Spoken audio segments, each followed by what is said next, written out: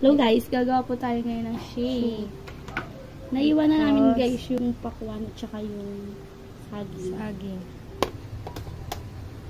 Yan, sama na natin yung saging guys. Para isa na siya guys.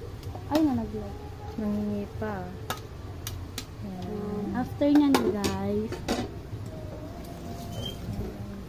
nalagyan natin ng condense. Ay no. Karoon ng diabetes. Yan. Tansya-tansya lang yan.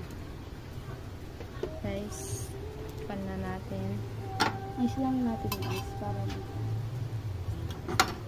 guys, takpan natin siya guys. Takpan natin siyang mabuti para hindi magtalsik. Tapos saka natin